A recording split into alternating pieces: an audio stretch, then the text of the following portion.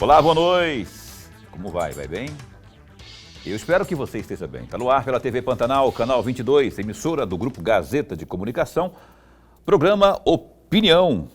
Segundou. Começando mais uma semana de programa aqui no canal 22, na TV Pantanal, Rede TV. E hoje, nesse 22 de julho, está a postos conosco aqui, pela primeira vez, não é? A promotora de justiça, promotora do júri de Cuiabá, Marcele Rodrigues da Costa e Faria. Eu já posso adiantar que teremos aqui um delicioso bate-papo recheado de muitas informações pertinentes que você precisa saber. Por exemplo, saiu agora o anuário 2024, não é? Tem muitas informações ali sobre a violência, sobre feminicídio, aumento de crime organizado, as facções, enfim, tem muita coisa, rapaz, você precisa saber. E ela vai fazer aqui, dar as opiniões, obviamente, dela, enquanto promotora, não é? E a gente vai mostrar alguns números também. Não dá para mostrar tudo, porque, olha, são quantas páginas aquilo lá, a gente parou na 140, mas tem muita coisa, então não tem como mostrar tudo aqui, mas a gente vai tentar fazer um resumo para comentar, para levar informação, estratificar isso, informação até você, para vermos. Já vou adiantar uma coisa: Mato Grosso, o estado de Mato Grosso cresce, estado continental, campeão de quase tudo, exportação, disso e daquilo, mas infelizmente a violência aqui, ó, vale para o Nortão para você ver, está crescendo, mas a turma já descobriu por lá as facções e, enfim. Fique bem atento, fique bem ligado, porque a opinião só está começando. Professor Lorenberg, como vai? Vai bem? Muito bem, Paulo, muito bem. Boa noite, Paulo Coelho, e um grande abraço, mas um grande abraço mesmo a todos os nossos telespectadores, a razão maior do nosso programa. É uma grande verdade, razão maior deste programa que está aí caminhando para o seu 5º ano, ao vivo, de segunda a sexta. E é muito bom ter você aqui, aonde quer que você se encontre, não é? Aqui no canal 22 ou pela internet, ali ó, no www.gazetadigital.com.br, ou ainda você acessa lá o Facebook. Na página ali, ó, tem aquele campinho de busca, digite lá, TV Pantanal 22 HD e dá um clique. Aí estamos aqui, estamos ali, estamos acolá, estamos em todo tempo, em todo lugar, no mundo todo, pela rede mundial. Obrigado pelo carinho da companhia, viu? Obrigado também por ter vindo pela primeira vez ao programa Marcele Rodrigues da Costa e Faria, promotora de justiça, promotora do júri de Cuiabá. Eu sei que é professora também de inglês, francês e não sei o que mais. A mulher sabe tudo aqui. Eu estava conversando com ela aqui, tive uma aula com ela aqui antes do programa começar. E é bom ter esse tipo de conteúdo aqui no programa, porque a gente faz questão de levar esse conteúdo, estratificado, obviamente, de forma sintética, não é? Até você, que é a razão maior, como disse aqui o filósofo Lorenberg, e razão maior do nosso trabalho aqui. Promotora, obrigado por ter aceito o nosso convite. Já vou perguntando sobre esse anuário. 2024, Mato Grosso, tá feio na foto e o que... Vou te chamar de você porque é novinha, né? Obrigada. E eu não vou ficar também senhora, essa coisa toda aqui, não. Que salta os olhos ali? Eu sei que Mato Grosso não está bem na foto, e o que você destaca ali nesse cenário sombrio? Mais uma vez o nosso estado consta de mais um anuário. Boa noite. Boa noite, Paulo. É uma honra estar aqui, é uma alegria. Agradeço a oportunidade de estar aqui nesse programa. Parabenizo pelo conteúdo, pela forma direta com que você expõe grandes temáticas à comunidade, né, mato-grossense. Boa noite, professor Lorenberg. Um prazer lá dar aula essa noite. Então, nós estamos aqui para comentar o anuário, né? Antes do anuário, deixa eu só perguntar, procede, né? Eu tive informação de que você é professora de francês também. Eu dei aula de inglês muito tempo, mas eu fiz francês também muito tempo. Eu fiz francês. Não dá mais aula de francês, não? Não, não, não dá mais aula de inglês? Na minha adolescência, eu ministrava aula de inglês, na minha adolescência, sim. Não faz tanto tempo também, assim, ano não, passado. Faz um pouquinho de tempo. Mas então, enfim.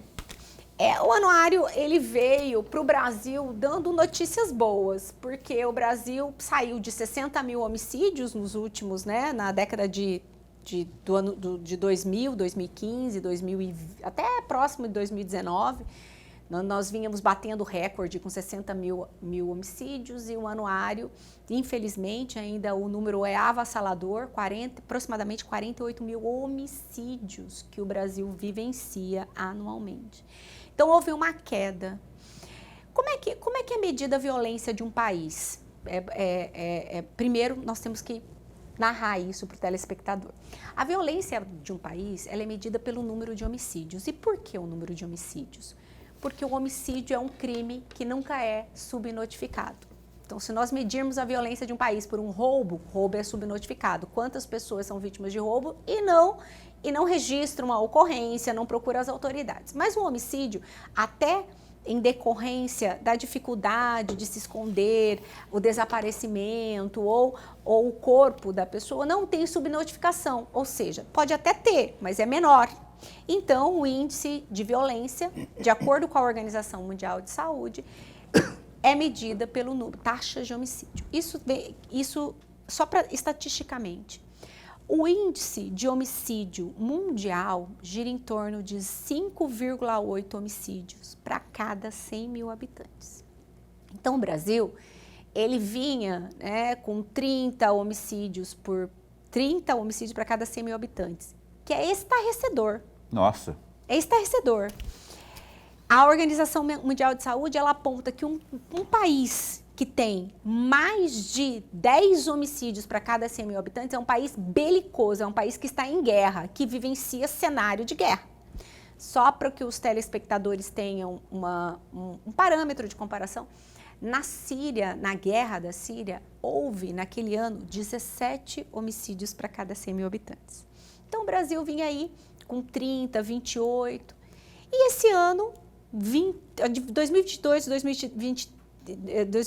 2023, uma taxa de violência que é altíssima, 22 homicídios para cada 100 mil habitantes.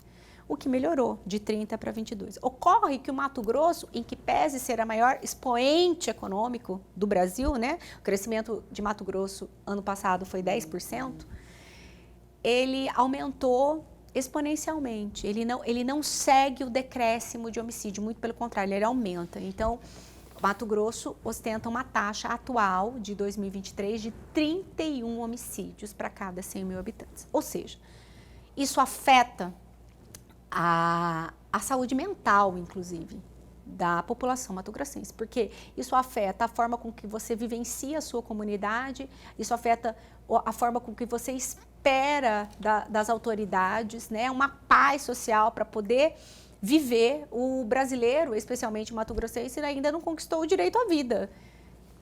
Então, isso é devastador. Forte isso que você está dizendo. Por causa dos números que foram registrados, né? São números, né? E aí nós temos inúmeras circunstâncias. As pessoas querem resolver o problema da violência brasileira de uma forma muito simplista, como se o problema fosse simples. Não é simples. As pessoas, quando você fala, quem são essas pessoas? As autoridades ou quem? Quem são? A comunidade, as discussões democráticas, elas simplificam muito, né? E isso, veja, a política é feita pela demanda social, não é assim? O que a população quer? Sim. O que a população espera? Então, as pautas de massa, elas vêm pautando a política pública. Uhum. Muitas vezes, até a gente estuda o direito penal, e muitas vezes no direito penal a gente estuda assim, é o simbolismo penal. Está cometendo inúmeras violências, aumenta a pena do crime. Mas isso é ok. Em determinados casos eu até concordo que poderia aumentar a pena. Mas esse não pode ser o único norte das políticas públicas. Porque e para a educação, para que diminua essa cooptação do crime organizado aos menores de baixa renda. porque eles são cooptados pelo crime organizado. De que forma que o Estado está intervindo ali? Então tem que ter uma atuação multidisciplinar, conjunta, para diminuir os números de violência. Eu vou continuar nesse assunto já, mas antes eu quero chamar o Lorenberg para a conversa aqui, porque se tem alguma coisa, se o Estado é punjante em quase tudo aí, na economia, e os números da violência estão cada vez mais saltando aos olhos, tem alguma coisa fora da ordem aí, incompetência, má gestão, ou o quê? Já eu vou dar uma cutucadinha nesse assunto aqui, a nossa querida convidada, a professora Lorenberg. Promotor, antes de mais nada, registrar nossa alegria. Muito, mas muito bom mesmo tê-la aqui no nosso bate-papo, até para ajudar o amigo telespectador a uma reflexão maior. Promotora, eu tenho alguns assuntos que eu gostaria muito de ouvi-la, mas tem uma frase, ou dois trechos de uma frase, se é que eu posso dizer assim, que me chamaram a atenção, e uma delas é exatamente: nós não conquistamos ainda o direito à vida. Também se não a conquistamos, nós também perdemos o direito à liberdade. E aí eu gostaria de uma reflexão da senhora, mas antes de pedir essa reflexão, porque eu vou citar aqui um trecho de uma fala de um colega da senhora, o promotor, também promotor, César Danilo Ribeiro Novaes. E ele fez essa fala, onde a senhora também esteve presente, lá no dia 6 de outubro de 2023, em Belo Horizonte, um congresso, no qual discutiu sobre o obstáculos e perspectivas do Tribunal do Júri. A senhora participou com um painel, cujo tema era imputabilidade do psicopata. Já o promotor César Danilo Ribeiro Novaes, em palestra, afirmou, e aí a minha provocação e provocação, promotora, sempre no bom sentido. Ele diz o seguinte, o trecho que eu destaquei, entre aspas: nós defendemos os 3 maiores valores da humanidade perante a destinatária final das nossas atribuições. A sociedade, quais sejam a vida, a liberdade e a justiça. Fecham aspas. Gostaria muito de ouvi-la a respeito desta frase em particular do seu colega promotor. Imputabilidade do psicopata. Eu vou responder ao professor Lorenberg. E com muita alegria, professor, porque nós somos promotores do júri, né? E o César Danilo é um promotor vocacionado, que eu tenho a maior admiração, atua perante o júri de Várzea Grande. O César Danilo é um irmão. Nós passamos o mesmo concurso, nós temos os mesmos ideais. Então, uma honra poder citá-lo aqui nesse programa. Então, por quê? Por que essa frase, né? E essa frase eu falo em todos os meus júris, que o tribunal do júri não foi nós promotores. O tribunal do júri, ele trabalha com os maiores valores da sociedade. A vida, que foi retirada, a liberdade de quem tirou o direito à vida, porque é os jurados que decidem, e a justiça social. Por quê? Porque o júri é a única manifestação democrática do povo no poder judiciário. Então, o César mesmo, ele tem uma frase que o júri é o coração da democracia dentro do poder judiciário. Porque nós temos representante do povo no executivo, nós temos representante do povo no legislativo, mas no poder judiciário, o único momento em que o povo participa é no tribunal do júri. Olha só, é um julgamento do povo para o povo pelo povo, em que, sim, o tribunal do júri, era um congresso do júri, ele trabalha com os 3 maiores valores: vida, que foi retirada, a liberdade, e o que a sociedade espera de quem violou o direito à vida. Porque quem vai dizer é o povo, é o júri. É ele que vai dizer o que a sociedade espera de quem retirou o direito de viver do seu semelhante. Então, quem vai dar a resposta é o júri. Então, e de uma forma como o voto. É secreto e não precisa de fundamentação. E mais, é soberano. Então assim, quando ele trouxe essa frase, era exatamente isso, é o que o tribunal do júri representa para a sociedade. É isso, não sei se eu esclareci, professor. Mas não tem ali uma linha muito fininha entre a justiça e o justiçamento, quando você enaltece, não que não deva enaltecer, né? Com essa ênfase toda, o júri, o popular, o povo ali tendo poder e voz na hora de tomar a decisão, porque se o crime for muito grave, muito daqueles, não é, como o cidadão, se é que eu posso chamar lá de Sorriso, matou a tia, arrancou o coração dela, ou o cara que matou a mãe e 3 filhas, o pedreiro que fez isso.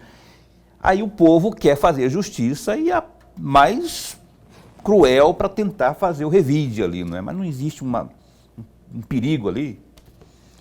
Não há perigo. Não perigo há perigo não, talvez a palavra não seja perigo, mas não há ali uma proximidade muito grande. Não, Paulo, sabe por quê? É uma pergunta só. Não, claro, e assim, é muito, às vezes, as pessoas, inclusive muitos operadores do direito, eles têm preconceito com o júri. Porque, não é a decisão mais acertada, como se os juízes togados não errassem. Os juízes togados erram todos os dias. Sim. Né? Então, há esse preconceito com o júri, quando são 7, né, é mais difícil de errar, porque o voto é da maioria. E outra coisa, nós podemos passar aqui a noite inteira discutindo o que é a justiça. O professor Lorenberg vai ter uma definição de justiça, você vai ter uma definição de justiça e eu vou ter outra definição de justiça. Meu medo é do justiçamento, não, né? Agora, diante do injusto, a injustiça é um sentimento. Então, o jurado ele pode não saber o que é a justiça, mas diante do injusto, ele se compadece. E ele dá uma resposta nos limites da lei, porque o jurado dá uma resposta no limite da lei, aliás, da Constituição, é um povo soberano. Então, por mais que ele queira, por exemplo, numa hipótese, a pena de morte, ele não vai poder, porque no Brasil, né, não tem pena de morte e é proibida a instalação de pena de morte pelos tratados internacionais que o Brasil é signatário. Então, assim, a decisão do jurado, ela vai ser o reflexo do que a sociedade pede, espera da justiça. E isso é importantíssimo para oxigenar o entendimento do poder judiciário. Porque o que o povo está vendo? O que o povo pretende? Não tem nenhum... desde 2015, eu sou titular do júri de Cuiabá, eu atuo aqui. E para não falar que eu nunca recorri de uma decisão do júri, eu recorri uma única vez que eu tinha um assistente de acusação e o acusado foi absolvido. E o assistente me pediu. Porque de todas as vezes, ainda que o jurado não acate o que eu pedi, eu tenho um respeito pela soberania e depois, voltando para casa, eu penso, nossa, eles não estavam de todo errado. De tudo errado, né? Não, é assim, não é isso, não de todo errado, porque o que eu quero dizer é assim, eles, talvez se eu tivesse na posição deles, eu teria dado a mesma decisão. Ou seja, aquele momento democrático é importante para fazer, inclusive, as autoridades pensarem, fazerem reflexão em relação de como ela está aplicando o direito. Será que o direito está sendo aplicado do jeito que a sociedade pretende? Olha a importância. E como abrir mão de julgar o crime mais importante, o crime que mais impacta a sociedade, que é o homicídio. Então, eu acho, eu estou no júri porque eu acredito no júri.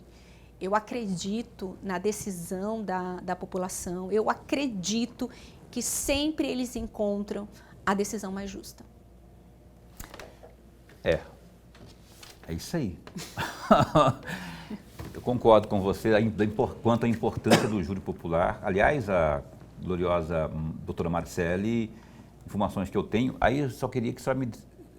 Eu chamo de você, eu chamo de senhora. Você, pode ser você. Tudo aqui já. Pode ser você. Você falou 2021? O quê? Está no júri popular de Cuiabá. Eu sou promotora de justiça desde 2003. Não, mas do júri popular de Cuiabá. 2015. 2015. A informação que eu tenho é que a absorção das suas sugestões, pedidos, enfim, é muito alta, né? Aquilo que há de conclusão, de encaminhamento, assim, por parte do judiciário. Do júri. Do júri, Eu acho que nós trabalhamos com o devido processo legal, né? Eu trabalho com o que eu acredito, com convicção. Então, quando você lê um processo, você tem a sua percepção do que lhe convém, né? Do que é certo, do que é errado. E isso eu tento mostrar para os jurados. Tem dado certo, né? Porque eu fiz uma pesquisinha rápida também aí. Tem realmente, assim, coisas... Logrou êxito em muitos dos seus apontamentos, né? Sim. Lúcidos. Eu acho assim... Isso aí deve ser maravilhoso, não para a sua vaidade, mas para o seu... Né? Não, é para o senso de justiça mesmo, né? É isso que eu ia falar, para o seu senso de justiça. De acreditar que se você fizer um bom trabalho... Porque os jurados, todo mundo erra, eu erro todos os dias, você erra, todos nós erramos. Quem fala que não erra já está cometendo um erro, né? Então, os jurados, quando eles erram, é por falha de algum profissional, não por eles. Eles erram por convicção.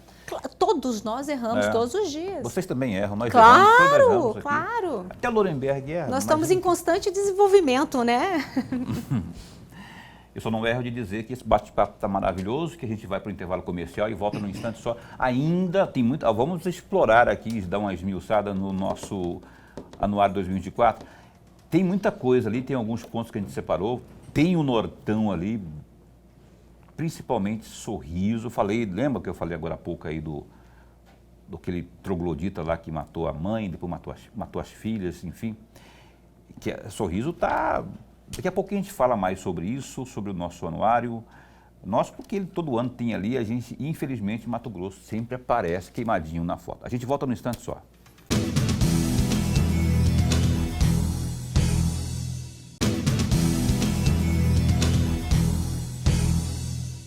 Pois bem, cá estamos de volta. Você está assistindo ao programa Opinião na sua TV Pantanal, canal 22, emissora do Grupo Gazeta de Comunicação. Não é? Hoje, segunda, a gente está recebendo aqui, vou apresentar mais uma vez, a doutora Marcele Rodrigues da Costa e Faria, promotora do júri aqui de Cuiabá, da promotoria do júri aqui de Cuiabá. A gente já continua. Eu quero antes, porém, rapaz, chamar aqui a sua atenção para o Gazeta Digital, www.gazetadigital.com.br. Lá tem de tudo, você acompanha tudo que está acontecendo no país, no mundo, num clique.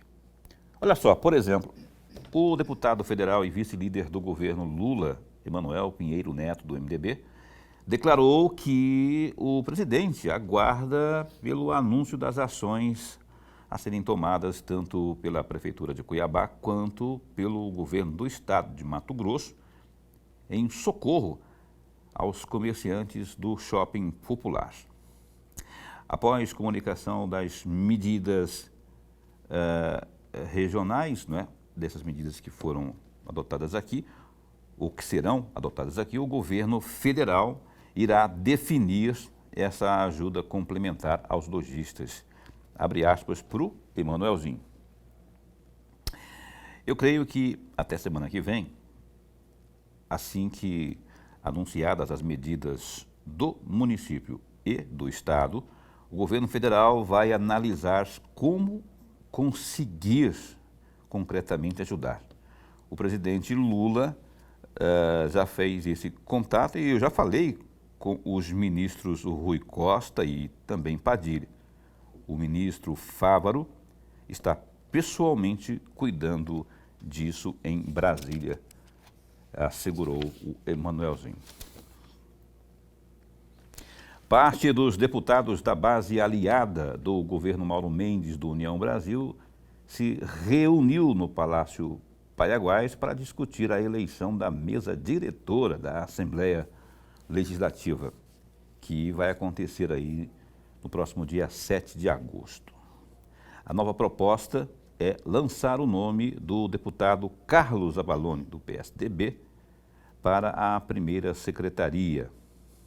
Conforme o GD, Gazeta Digital, apurou, o objetivo é tentar mais uma vez demover as 14 assinaturas que a deputada estadual Janaína Riva, do MDB, tem em apoio ao seu nome para ser a primeira secretária. Durante o encontro, o governo colocará na mesa as declarações do ex-deputado José Riva, pai de Janaína, que teria alertado o governo que a deputada seria empurrada para a oposição caso o governo use a máquina para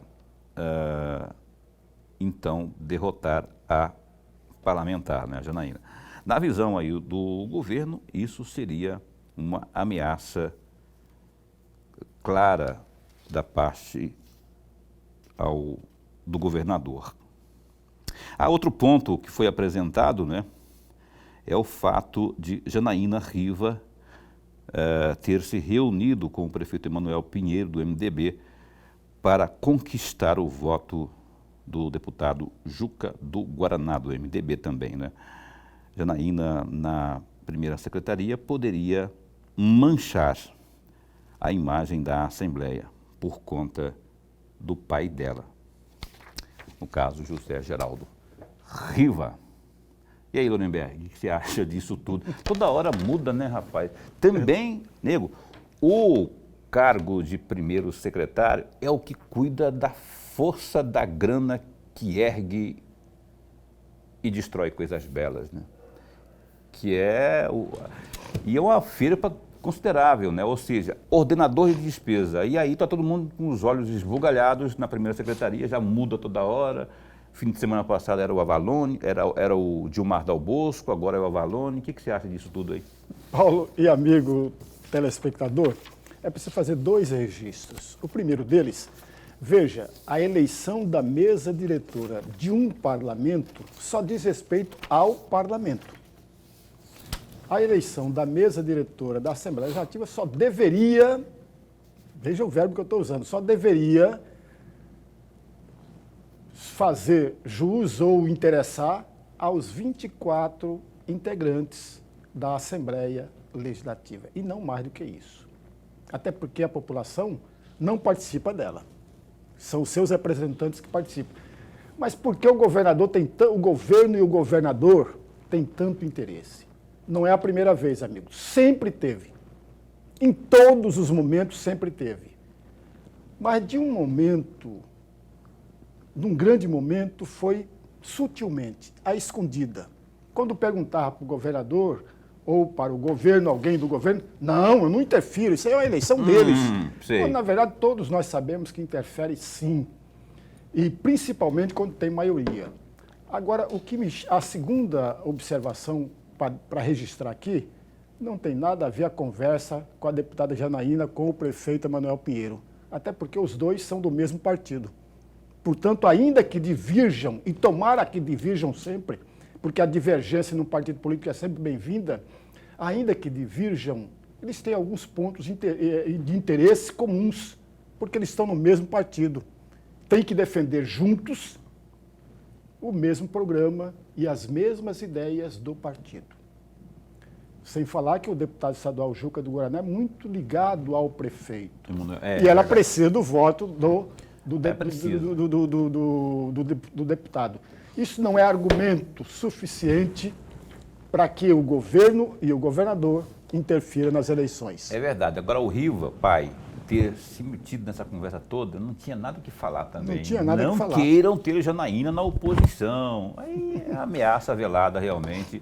O pai estava tão quietinho lá, né? Tem tanto telhado de vidro que ainda vai falar, meter a colher de pau aí no meio aí, para atrapalhar a vida aí. Isso oriçou, deixou mais inflamada a situação, especialmente lá pelos lados do Palácio Paiaguás. Até porque os dois deverão ser adversários políticos em 2026, amigos. São. A Janaína disse que já negociou lá, negociou no sentido republicano, suponho, com o sogro dela, não é? Que é o Wellington não saindo para o Senado, para a reeleição, e ela quer ser senadora. E aí o Mauro Mendes também tende a ser candidato. Aí está todo mundo com o olho ligado lá em 26. Vamos retomar aqui a conversa, porque aqui é mais importante do que lá, nego. Olha só, Anuário 2024. Ô Boca, vamos colocar que nós temos... Você tem a parte de sorriso aí? Porque eu queria perguntar para a gloriosa nossa convidada aqui, a Marcele Rodrigues. Não, então qual que tem aí? Vamos, não precisa ser de sorriso, depois a gente chega lá. Marcele, qual que a situação dos celulares roubados e furtados, vocês estão vendo na tela ali, parece crimes de pequeno potencial, mas isso aí acaba resultando sempre em situações que tornam o nosso cenário cada vez mais sombrio. Queria que você fizesse um comentário a respeito disso que nós estamos celulares roubados ou furtados por tipo de local de ocorrência, né? Olha, primeiro nós temos que levar em consideração a subnotificação. Nem todo celular roubado e furtado está nessa estatística, né? Para começar. E olha, veja, celular hoje, ele é de utilidade pública, todo mundo tem, não é um celular mais, não é um aparelho telefônico, é banco, documentos estão ali. Então, assim, causa uma sensação de insegurança na população tremenda, né? De andar na rua, de frequentar determinados locais públicos. Então, isso, reflexamente, né, de acordo, causa uma sensação de risco e insegurança nefasta à população. E o pior, né, que esses crimes, geralmente, quando a pessoa é efetuada a prisão em flagrante dele, ele não se mantém preso.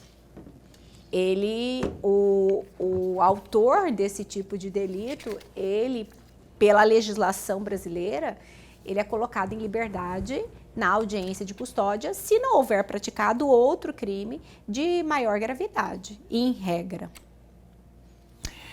Tá, a taxa de homicídios, tem até essa taxa aí que está aí, vamos ver aí, produção, o que tiver aí, você coloca na tela para mim. Eu queria essa taxa de homicídios femininos e feminicídios Brasil e as unidades da Federação 2023. Vê o que tem aí, me coloca, por favor. Pode colocar aí, está procurando, né?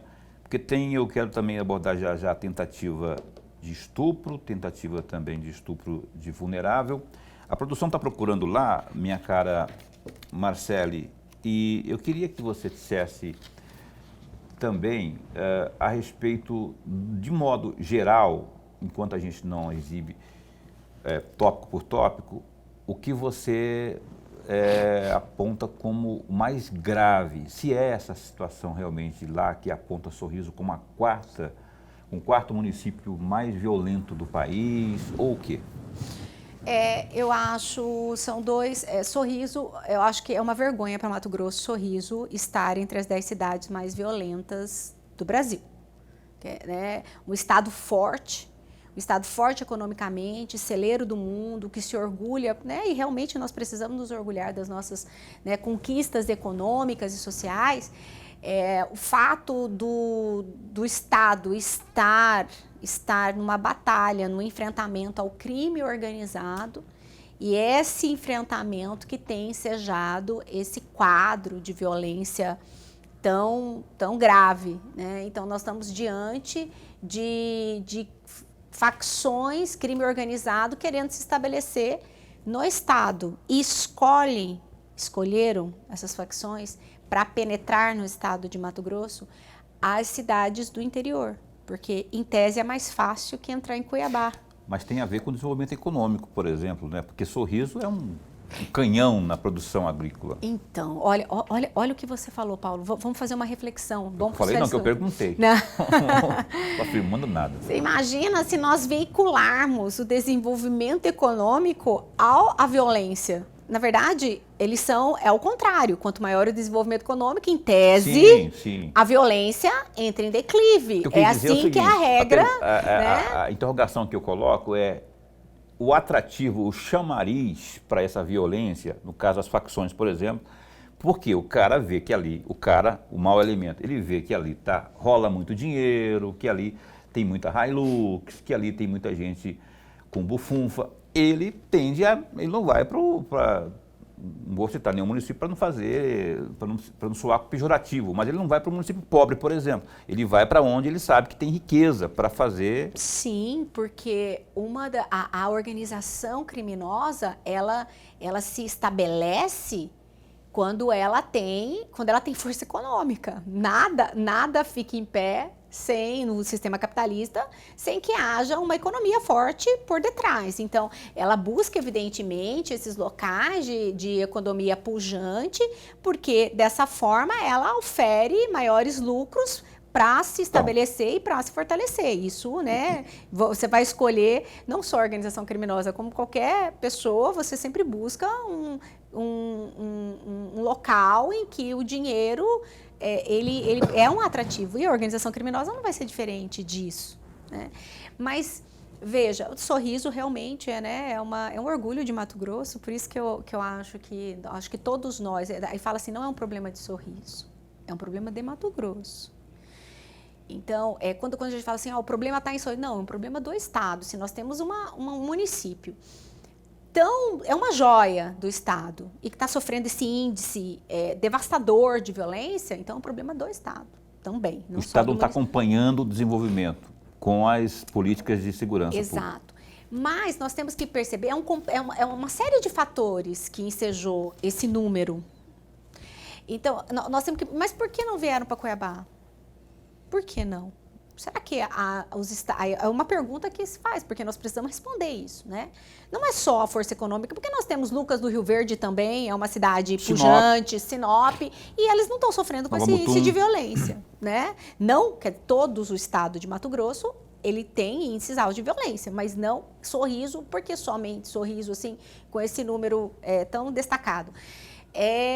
Por que não veio para Cuiabá? Será que o Estado está bem estabelecido? O Estado que eu digo, Estado, União, município, ele está bem sedimentado com as suas forças de segurança e suas políticas públicas nesses municípios? Sedimentado que você diz é estruturado. Estruturado. No que diz respeito às suas forças, à distribuição dessas... Exatamente, nesses municípios.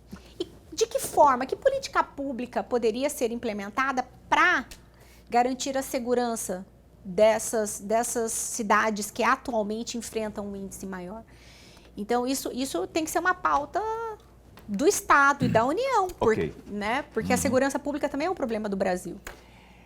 Joia. Professor Lorenberg, deixa eu consultar aqui o meu reloginho. Eu vou deixar a sua pergunta para abrir o próximo bloco, porque senão você vai perguntar e eu vou interromper a resposta da caríssima doutora Marcele por conta do intervalo comercial. Então, vamos já para o intervalo, aí o Lorenberg abre o bloco e a caríssima convidada responde.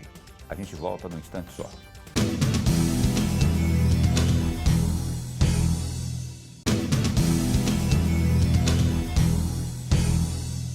Eis que estamos de volta. Você está assistindo ao programa Opinião na sua TV Pantanal, canal 22, a hora certinha, como eu até dizia lá no interior, né? Quando eu trabalhava em rádio. A hora certinha para você, 8h13. Olha só, o Lorenberg, professor Lorenberg, vai abrir o bloco de perguntas. A nossa entrevistada desta noite, que é a doutora Marcele Rodrigues da Costa e Faria. A gente já anunciou aqui, não é? Mas ela, para reforçar aqui, é da promotoria do júri. Por favor. Promotora, no primeiro bloco, a senhora falou tão bem do Tribunal do Júri, mas também falou dos números da violência, que cresce assustadoramente. O amigo telespectador, que está acompanhando atentamente as respostas que a senhora vem nos dando, provavelmente faria a pergunta que eu vou tentar fazer agora. Veja, o crime não é por faca, por revólver, etc., mas também o crime no trânsito, a violência no trânsito. E o amigo telespectador, que talvez não conheça tão bem de leis, poderia estar fazendo a seguinte pergunta à senhora. Ora, um condutor de veículo embriagado atropelou uma pessoa e matou essa mesma pessoa. Esse condutor embriagado que matou essa pessoa pode ou não pode ir ao júri? Então, o júri, ele julga os crimes dolosos contra a vida. Quais são os crimes dolosos contra a vida? De acordo com o Código Penal, É crime doloso aquele que você tem intenção, você compra um revólver e aquele que você assume o risco de produzir o pela sua conduta.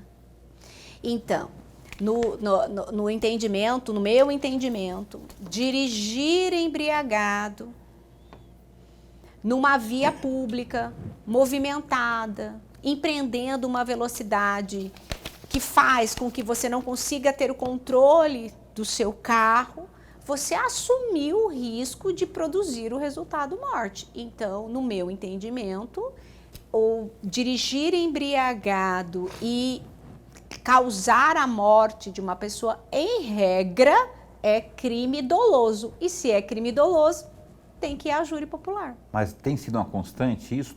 Ou são casos raros quando vão à júri aqui em Cuiabá? Não, os crimes dolosos contra a vida, todos vão à júri, né? A pergunta que você me faz é se toda pessoa, né, que está embriagada, que pratica um homicídio, vai à júri? De regra. A propósito, esteve conosco aqui há uns 15 dias o promotor, inclusive, cuja promotoria tem lidado muito com a maior parte dos crimes envolvendo a questão de brigas de trânsito. Dr. Cledson Dionísio. O Dionísio esteve conosco aqui. Uhum. Grande entrevista, grande. Eu queria que a senhora analisasse. Põe um sorriso aí pra gente mais uma vez, por favor, Boca, Quarto lugar, né? Quarto lugar. O que você destaca disso aí? Então, você percebe que é a única cidade de Mato Grosso e quiçá do Centro-Oeste, né? Porque os estados nordestinos, do Rio de Janeiro, que empreende essa violência. Então, veja como há um destaque a Sorriso e que isso deve sim ser preocupação de todo o estado de Mato Grosso, para proteger e tutelar essa população que enfrenta esse número massivo aí de violência e mais, essa violência é medida com mortes, ou seja, são crimes dolosos contra a vida. E veja que é realmente o que eu quero dizer com isso. As demais que se encontram, especialmente acima de Sorriso, né, nesse gráfico, são cidades, municípios com poucos poderes econômicos. Pois é, por isso que eu fiz a pergunta anterior, né? Link da coisa. Isso, então assim, há um movimento, há uma circunstância em Sorriso que há que ser investigada para que se possa dar o diagnóstico e enfrentar de forma adequada essa violência. Porque não é o desenvolvimento humano que está causando isso, muito pelo contrário. 42 Cuiabá, 33 Sorriso. 33 o que no... Sim, no Mato Grosso, Sorriso em primeiro e Sinop lá número 33 e Cuiabá está na 42ª colocação. Eu queria também pedir aí, eu queria que você comentasse sobre os números que foram explicitados nesse anuário sobre feminicídio. Porque também é algo que nos deixa cada vez mais tristes, né? E assombrados, porque entra ano, sai ano, nós aqui, o tempo todo, batendo na tecla, e as forças de segurança, e o Ministério Público, a Defensoria Pública, o Poder Judiciário, nós não estamos dando conta de achatar esses números, não estou falando nem de zerar, de achatar esses números. Então, o que mais me chamou a atenção nesses números do anuário é que 70% dos homicídios de mulher são perpetrados dentro da sua casa. Olha como as mulheres não têm direito à vida e nem estão em segurança na sua própria casa. Os homens, eles não são assassinados dentro da sua casa, eles são assassinados em outras circunstâncias, especialmente em via pública. E as mulheres são assassinadas dentro da sua casa. E se você verificar os dados, as mulheres são assassinadas 68% pelos seus companheiros, 12% pelos ex-companheiros e o restante por um familiar. Ou seja, não é um estranho que está matando as mulheres. São pessoas conhecidas que ela tem confiança. Então veja a vulnerabilidade da mulher, que ela não pode confiar nem no próximo, nem no seu convivente, porque ela está vulnerável. Então a vulnerabilidade dela é gritante. E por quê? Nós estamos vivendo um momento de conscientização, de direito e dignidade da mulher, dela poder se autodeterminar, de ela poder terminar um relacionamento. E nessa consciência ainda, o seu parceiro ainda não está preparado para aceitar essa liberdade, o que reflete, claro, né, a sua criação e o fato dele estar introjetado numa sociedade machista em que há submissão da mulher ao homem. Isso é uma narrativa de toda a humanidade, desde sempre, né? Então nós precisamos mudar a mente da sociedade. A causa feminina é uma causa da sociedade, não uma causa das mulheres. Concordo com você. É uma coisa enraigada na cultura, parece. Eu não sei. É quando você tem um filho, que eu tenho, hipoteticamente, tenho um filho, tá lá, e aí eu brigo com a mãe dele, ou faço um comentário jocoso, preconceituoso com relação à mãe dele, gorda, sei lá o quê. E ele vê isso, ele tende a ser o Paulo Coelho opressor também, um machista também, ou não? Claro, exemplo, né? O ser humano ele aprende com imitação, então é o exemplo, ele vai seguindo. Mas não é só isso, a gente vai... você já ouviu uma música sertaneja chamada Cabocla Teresa? Já. Você fica com dó do narrador? Veja, é essa comoção que causa. Ele é um feminicida, confesso. E você ouve a música, você fica com pena dele. O Império e o Prisioneiro também tem uma situação assim. Então a gente assim, veja como isso é cultural. E aí a gente tem a Alcione cantando Ver você me humilhar e eu num canto qualquer, dependente do seu jeito de ser. Pois é, o Lorenberg, eu vou chamar o Lorenberg aqui para fazer. Tem uma pergunta que você disse que ia fazer aqui, você até consultou se podia fazer, se não for fazer, aproveite que o programa está caminhando para o final. Pois é, promotor, eu gostaria muito de ouvi-la a respeito. Em setembro de 2023, um juiz, perdoe, eu não vou falar nomes das pessoas, um juiz deu voz de prisão para a mãe que se expressou contra o acusado de matar, em 2016, o filho dela, durante a audiência de instrução. E a senhora, a pedido de um HC, denunciou o juiz de abuso de autoridade. São dois cenários um pouco distintos, mas eles se complementam. O juiz agiu de forma correta, na opinião da senhora, que viveu e presenciou aquela situação toda, ou o juiz extrapolou o seu limite de autoridade? Queria pedir o seu poder de síntese nessa resposta, que estamos caminhando para o final. Então, a mãe estava ali, ela empreendeu uma manifestação em decorrência da sua dor, do seu enlutamento, de estar diante do algoz do seu filho, né, da causa da sua dor, e ela falou uma frase que o acusado não era ninguém e o juiz determinou a prisão dela, né? Ela estava numa manifestação de pensamento e o Ministério Público compreendeu que isso não poderia causar uma prisão em flagrante, que ela não teria cometido crime nenhum.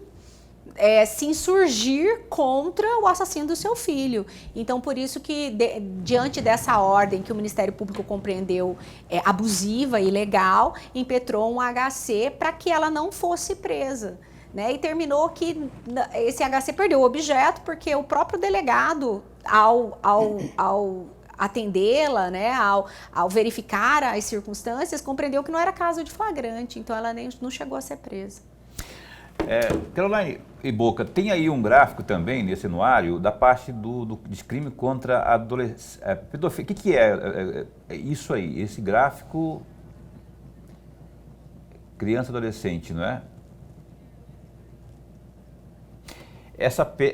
Estupro, o que é? É homicídio? maus tratos, criança e adolescente ali. O verde corresponde maus tratos na residência. O roxo em via pública e o azul em outros locais. O que você... Só esclarecendo que mais de 90% dos estupros perpetrados contra a criança é menina, tá?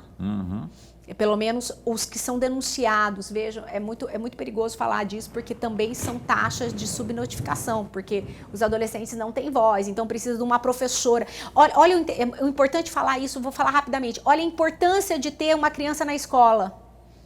Porque é na escola que vai verificar a pedofilia, vai verificar, é para a professora que se estabelece um vínculo de confiança, ou para funcionários da escola que a criança vai denunciar que ela está sendo maltratada, ou uma percepção de um terceiro do maltrato daquela criança. Então, são nesses casos, porque até a criança chegar à escola, não há com quem ela reclamar. Ela não é vista. Então, olha, até para protegê-la, a necessidade da criança estar no ambiente escolar. Então, especialmente na época da pandemia que as crianças ficaram em casa, essas violências, esses maus tratos foram subnotificados por falta de que as autoridades tomassem conhecimento de que aqueles crimes estavam estavam acontecendo.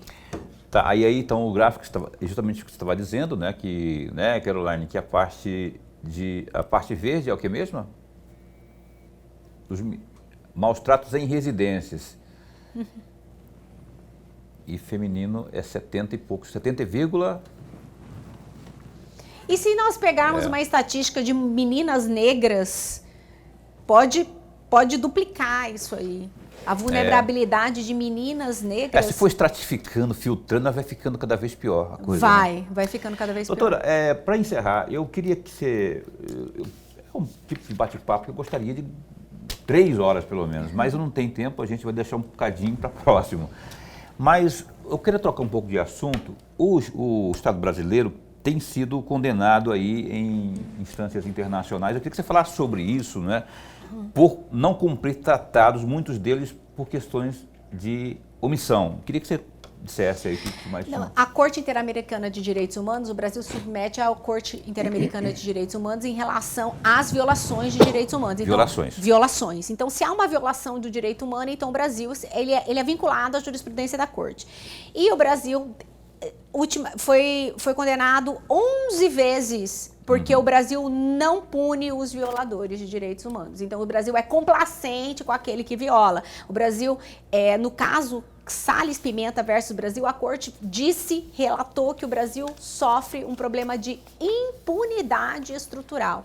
E essa impunidade não faz o caráter preventivo da pena, ou seja, dissuadir, impedir, exemplificar que a outra pessoa não possa violar. Então, o violador de direitos humanos no Brasil, ele se sente confortável em violar direito porque não tem uma punição para aquela violação. E isso está escancarado nas 11 condenações do Estado brasileiro perante a Corte Interamericana de Direitos Humanos. O Brasil peca por não punir. Não há excesso de punição do Brasil. Ao contrário da narrativa diária em todos os jornais, em todos os comentários. Que o Brasil pune demais, o Brasil prende... Não, ao contrário. O Brasil...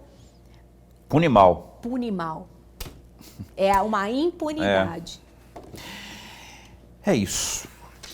Lorenberg também, está doido de perguntar um monte de coisa ali. Eu queria perguntar das mortes dos policiais, suicídio, tem muita coisa, nego, mas não tem tempo. Horário de rede, a gente tem que obedecer aqui. Eu quero agradecer de coração mais uma vez por esse bate-papo maravilhoso. Pela primeira vez aqui com a doutora Marcele Rodrigues da Costa e Faria. Obrigado, e esse espaço continua a postos para bem informar.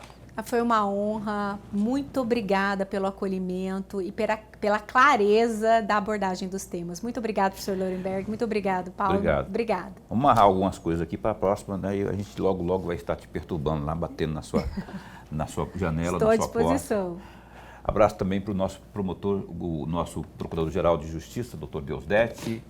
Ele sugere as coisas, a gente vai trazendo aqui, não é? E só boas sugestões, como a de hoje, por exemplo. Professor? Até amanhã. Amanhã, a gente marcou entrevista com o Beto 2-1, deputado estadual. Tem um mimimi dele aqui, eu estava vendo no Zap, não sei se vem, se não vem. Mas o fato é que está marcado para amanhã o deputado estadual Beto 2-1. A gente espera você, com Beto, sem Beto, mas Lorenberg e eu, principalmente você, estaremos às 7h30 da noite, ao vivo, na TV Pantanal, uma emissora do Grupo Gazeta de Comunicação. Se cuida. Até lá, fica bem, fica com Deus também.